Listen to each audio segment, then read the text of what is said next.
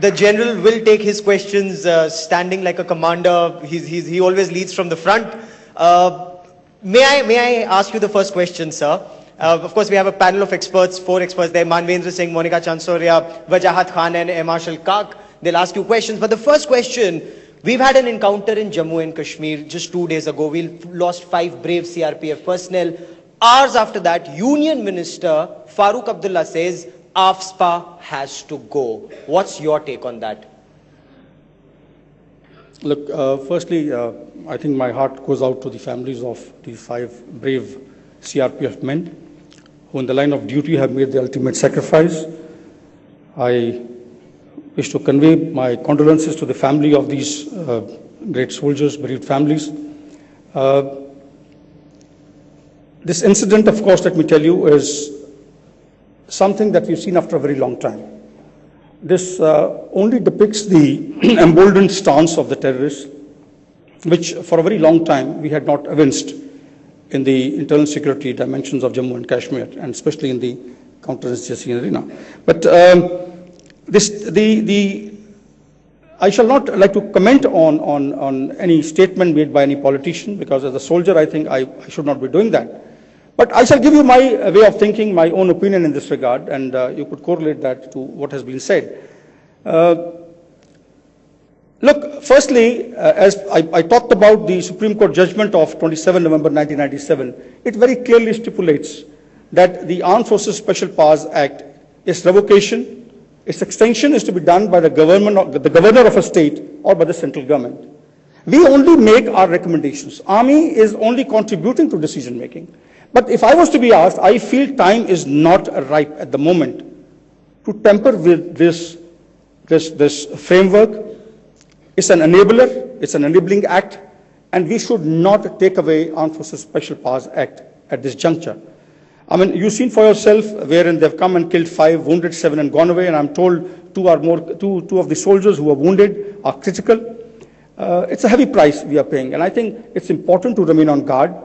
It's important to observe, wait and watch how things move. It's important to understand the contours of the security environment before we take a decision. Decision must be pragmatic. It should be in the national interest. It should not be politicized. That's the only thing I have to say.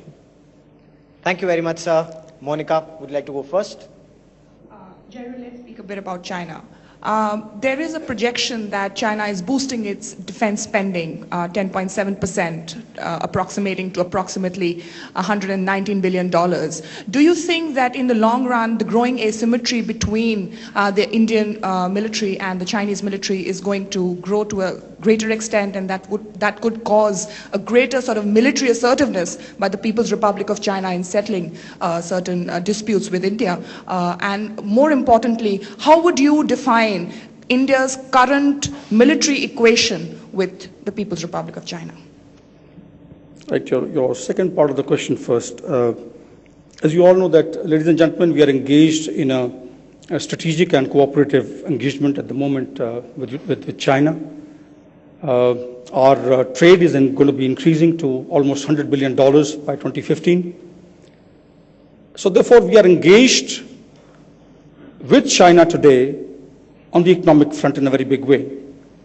And geoeconomics are very important in concert with geopolitics. Now, as far as military is concerned, we have good equations at the moment on the line of actual control. I must tell you this, I've commanded Eastern Army, and let me tell you with conviction that we do have one odd incident, but we also have mechanisms in place. They are at the tactical level, at the lower level, which are taken care of. And there is, at the moment, peace and tranquility along the line of actual control. In fact, the CBMs are in place, the confidence-building measures, which are going to be further augmented in times to come. We are going to engage them. And therefore, there is bonhomie along the line of actual control as far as we are concerned. The other aspect, the first part of your question, where you talked of the asymmetry, which you feel might come up given the allocation of financial resources to the Chinese and the way they are coming about. Well, let me tell you that wars, when they are fought, we do create for capability. They have a capability. We are creating for our capability. But we do not perceive the asymmetry affecting us in any way. Because there are facets of operational art, there are facets of strategy, We are also going in for enhancing our combat power. We are getting accretions into our combat power. But this is a capability we are developing. It is not aimed at any particular country. I wish to qualify this. That we are also modernizing. Even China is modernizing. But it is not that they have stated anywhere that that resource of theirs is aimed towards India. Similarly, we are creating a capability. And we are going in for it. We are getting all the support from the government. I'm told our Mountain Strike Corps is in the advanced stages of finalization. And I'm certain about it, that the funds, the financial health will not preclude the national security agenda being put on the back burner. I'm certain about it, that the national polity will ensure that the funds are allotted and the Mountain Strike Corps is created. It's a national requirement. This is required by the nation. But it's a capability, as I said earlier, not aimed towards China. It's a capability India requires to cater for various contingencies which may crop up along any of our borders. Manvendra? So much has been made about the supposed agreement between India and Pakistan over Siachen, and the fact that an agreement is on the table but the army is thwarting it. Can you put some light on that? Look, Army has given its point of view, as I said earlier. Decision has to be by the national polity, by the government. We don't take decisions in this regard. The nation has to take decisions in this regard. But please understand, it is our area. It is strategically important. Why are we talking about own area being given to somebody? I have not understood. It defies all logic.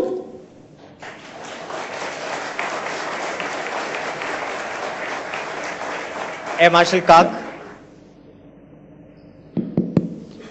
Thank you, Chief. That was a very focused and very deeply thoughtful presentation. I go along entirely with you on what you recommended, that the army must get out of the internal security role. But as the famous British poet once put it, T.S. Eliot, between the idea and the reality falls the shadow. It perhaps goes without reason that the paramilitary forces and the central police organizations are not equipped to actually perform effective counterinsurgency duties. On the other hand, there are also views expressed in the media that army actually does not want to give the space away in terms of counterinsurgency. Mischievous as these may appear, because it gives them a role in national polity and, media and everything else. I don't agree with that. But given that you've been chief for 9 months, when do you think you can actually achieve the idea that you propounded by way of reality? Thank you.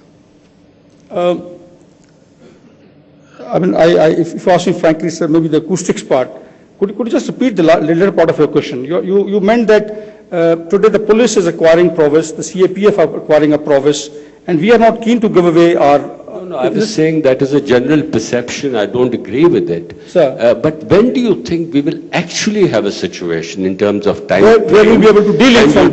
Then we'll do dealing from. Right. Look, sir, the point is that, firstly, ladies and gentlemen, had I known that we have colleagues from the Army, from the Air Force and the Navy, I would have been more military in my profile and thought process. I would have talked off even the Navy and the Air Force. I was basically talking on the Army. But, sir, let me tell you that it's very difficult to benchmark. Very difficult to benchmark because there are large number of external factors which are impacting and impinging on the security environment.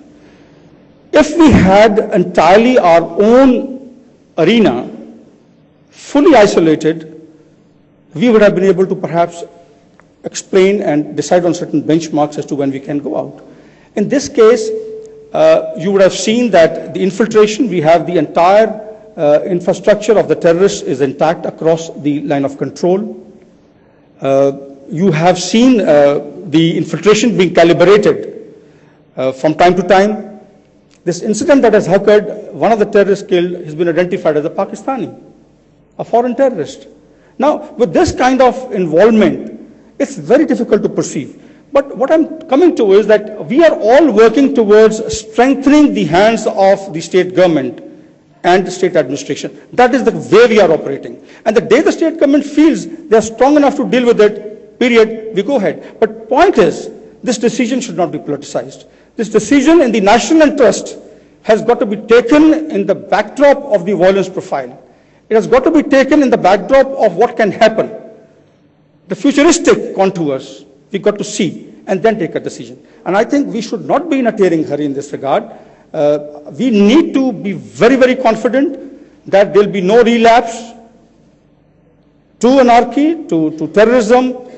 The clock shall not be put back, and we shall not be left in a position of disadvantage. Let me tell you this. That's the only thing I wish to say. It is not that we want to continue with it. Who wants to fight terrorists? In fact, I must tell you this. We are losing our officers, our JCOs and men by the day, ladies and gentlemen. Who wants to die? Please understand this. We are not getting fun out of dying in that area. We are there because the nation wants us to be there. We are there because that area is declared disturbed.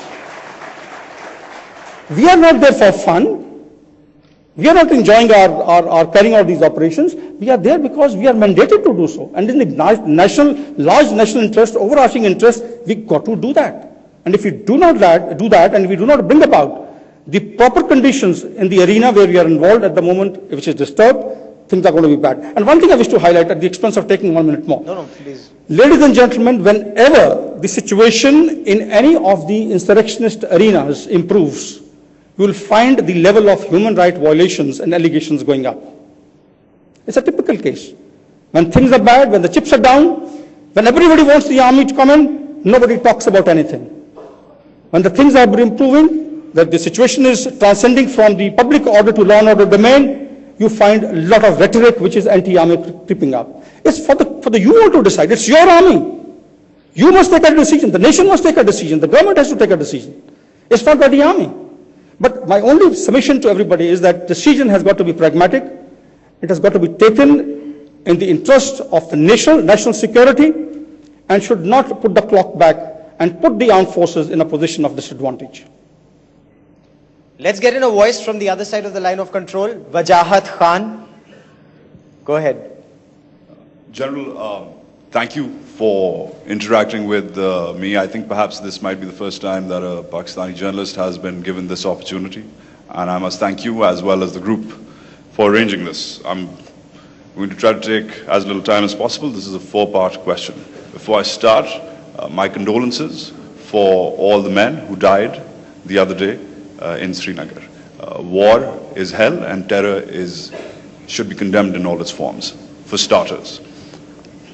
There was a joke cracked when I came here earlier today by one of the editors of the India Today that try not to create an international incident. And then she sort of took the joke a little forward and said, might as well create an international incident. As a reporter, it's not my job to do either one of those things. I'm just going to try to ask a couple of counter-narrative questions, counter-intuitive questions, which should open up the debate a little further. Firstly, it'll be nice to know about Siachen. Siachen is considered the low-hanging fruit of the Indo-Pak military divide. There's people in and out of uniform on the other side of the border who think that it can be achieved as a confidence-building measure to further things forward. The narrative there is that yourself and your institution in particular think that they are in a superior position and there is no need to pluck that fruit. That's part one. Part two is some confusion about the LOC incident starting from earlier this year. The terrible beheadings, etc., etc. We still keep on hearing it from your defense minister, that there was SSG commandos, etc. involved. I don't want to get into semantics about who did what, but there was interesting journalism from this country as well, saying that perhaps it was the incident of a bunker being created by a battalion commander, a colonel or something, which could have caused that. This is a story which appeared in your very own newspaper in this country. I'm talking about the Hindu and Praveen Swami story in particular. That sort of created confusion about who started what. It'll be nice to settle that debate, with your permission. Thirdly, China... Can we take on one by one? Sure. I'll be able to respond better. I'm not going to say no to a four-star I'll be able to respond better, because the first thing you talked of Siachen, and I've already given part of the answer earlier. Let me assure you, any confidence-building measures have to be preceded by both the militaries, both the armies, both the countries addressing the trust deficit which exists today. I think that is something we have to go into, because we cannot be talking of something else and doing something else. And I need not qualify this. I think you fully understand. I I'll give you a small example. I remember I was the army spokesman during Kargil War, which Gaurav brought up, and Gaurav was a young, budding journalist at that point of time. And I remember the stance that had been adopted by Pakistan, by the Pakistani army, that look, these are not our chaps. And now you have your former chief, who's a great soldier. I do respect all soldiers, and across the board, this is the profession of arms, where we respect each other. But he is now acknowledging, and their own people acknowledging, that he came in and visited the areas where the Pakistani troops had intruded. Now, this is a trust deficit, if you see. On one side, you're saying they are our chaps at that point of time, and now these very people who were contesting that assertion of ours are acknowledging today that they were there in our area. So, the first point is that let's first address this. Let's be sensitive to each other's aspirations. Let's move ahead with civility. Let's underscore the basic norms of war fighting. And I'm coming to the second point along with this, is regarding what was talked of as part of the beheading. Let me tell you, we are a great, robust democracy, and we have freedom of speech. And as a result of this, we had a number of our correspondents reporting on various things. Well, so be it. As I said, it's a democracy, and the strength lies in freedom of speech. But let me have the Chief of the Army Staff clarify to you, which I clarified on the 14th of January during the media interaction. We have not crossed over anywhere on the 6th of January, as alleged by the Pakistani army, to carry out any operations across the LC. And therefore, on the 8th, when it was done, I think it was done to legitimize this particular action, to justify this action of yours. Or when I say sorry, I'm sorry when I say from the Pakistani army. But the issue is that these things have got to be dealt with at the local level. What is not acceptable is deviating from the laid down norms, the rules of engagement, beheading the soldier and taking away his mortal remains, his head, as a trophy. That's not done. And I think that is something which had to be condemned very strongly, which was done. We have conveyed our concerns. It has been conveyed even at the political level. But what I'm coming to is that these are the facets, these are the aspects which add to the confidence building measures. This term has got to be preceded by addressing the trust deficit. We'll talk of CBM not even 10 years from now, if the way things are going on the way they are at the moment. You cannot afford to keep this tap of exporting terrorism to India as part of your strategy or whatever it is at the local level. Maybe the local commander is doing it. That has got to be put an end to. Only then we can move forward. I mean, once we are told, look, please come and see, there is no terrorist camp over here, we've been able to take stock of the terrorists, then only things will move. We can't have double standards where you say, look, they are not in our control, yet you got non-state actors, they are bleeding us, and you want us to shake hands with you at the military level. I think it's not done. We've got to be fair, and we've got to have an even level playing field.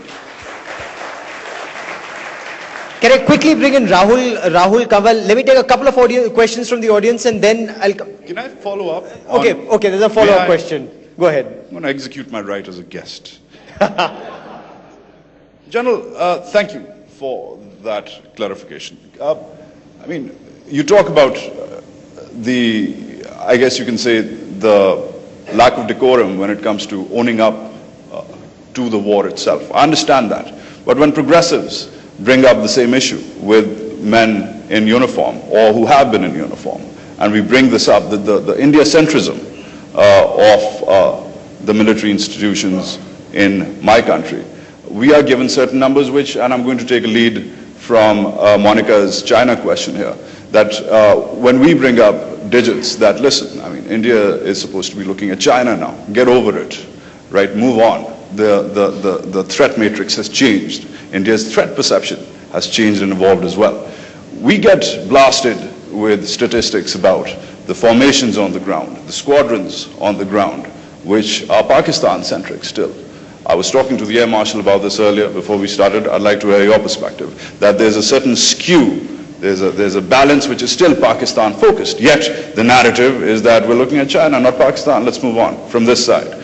I want to settle that. And though it's none of my business, because it's your country's internal debate, it scares me slightly that when Mr. Chidambaram speaks to an audience, much like this one, and says, listen, we would scrap AFSPA tomorrow, except, and I'm paraphrasing of course, but we can't because the men in uniform in this country in charge don't want it to happen.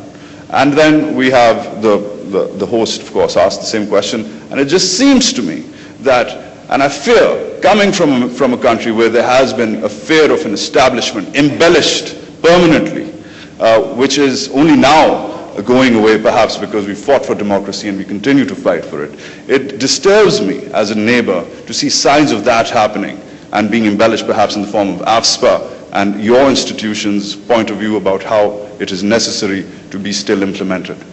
I'd like to know about that. Two things. Let me first clarify that India is a peace-loving nation. Number two, the Indian Army, as I brought out earlier, is an accountable, potent, responsive, and disciplined element of national power. We believe in the authority, the civil authority. We respect civil authority, I brought out earlier in my talk. And any decisions, any actions that the Indian Army will take shall be supported by the national polity, would be on the direction of the national polity, and would be an extension of our state policy. And as I said earlier, we are a peace-loving nation. It is not our state policy to wage war.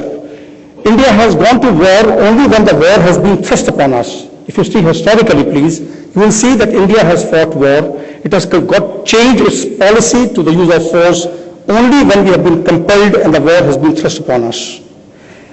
Now, our formations, our deployment along the IB, let me clarify to you, is a normal deployment in our cantonments. They are the normal exercises that we carry out from our cantonments, and it's a normal activity that takes place. It need not bother you. You take it from the Army Chief. They are not aimed at vitiating the environment. They are by no means trying to give a message to you of any kind. These are normal activities we carry out to remain ready and relevant to the national aspirations. They may be anywhere. This is to create a capability, which I said earlier, which is devoid of any borders, which is devoid of any country. We are basically doing that. And therefore, you need to be rest assured that this accountable, responsive, disciplined element of national power shall do exactly what the nation tells it to do, and there will be nothing done at the lower level. And therefore, let me express your concern that in a democracy we are raising our voice. Please let me tell you again this. I am one man who respects the civil control, the civil authority to its hilt. I'm very clear on this. I understand the political military arena. I understand the entire grand strategy, how is it evolved, where the army stands, what is the role of the army in a democracy. I'm fully conversant with it. And let me tell you, we know where to stop. We know the red lines. We know beyond which not to make a recommendation to the national polity. So let me tell you, our recommendations when they are made with regard to AFSPA, wherever they are in line with the national interest, because there's nothing more important to an army chief, to an army man, than the national interest and national security. And therefore, the recommendations that are made are in conformity with national security. They are not based on any personal, any parochial, any army-centric agenda. Please understand that. We are a great democracy, a very robust democracy, and we are an element of national power. We give strength to our nation as far as this comprehensive national power profile is concerned. Okay. Rahul Kamal, Managing Editor, Headlines Today. General, with respect, I'd like to contest the Army's position on AFSPA. AFSPA was implemented in 1958 on an experimental basis for 6 months in the Northeast. In the last 6 decades, insurgencies have only flared in the Northeast and in Kashmir. The Army, despite its best efforts, is seen as an occupation force by the locals of the state of Jammu and Kashmir and also in the Northeast. You have laid out the Army's reservations to the revocation of AFSPA, and as an Army officer's son myself, I understand fully the Army's sensitivities on why AFSPA, if the Army is deployed, should not be revoked. My question to you is this. Do you think the only way forward is for the political establishment to overrule the Army's objections? It's a catch-22 situation. Till the time AFSPA continues, people in Kashmir will continue to think of India and the Indian Army as an occupation force. We have to give peace an opportunity, and the only way to do that is at some point in time for some prime minister to put his job on the line and to take the risk and to say, I will take this controversial decision. I'm not sure whether it will lead to greater peace, but in the last 6 decades we've seen, with the presence of the Indian Army, with the presence of AFSPA, we haven't found peace either in Kashmir or in the Northeast. Are you prepared for a date in the future where either yourself or some other chief, sir, is overruled by the civilian establishment and AFSPA is revoked? Firstly, let me tell you that given a robust democracy we are, I brought out earlier, given our accountability, of course, the decision by the national polity is supreme. There's no doubt in anybody's mind. When the nation takes a decision, when the government takes a decision, it is supreme, it's got to be respected. We are only making recommendations to the government, we are only giving out the ground realities, and only enabling decision making from the point of view of our inputs. It's ultimately the decision of the government, as I said earlier. But a word about when you see occupation army, I mean, this is one term, ladies and gentlemen, I've had tremendous experience of carrying out operations in Jammu and Kashmir. And let me tell you, this word off and on comes up.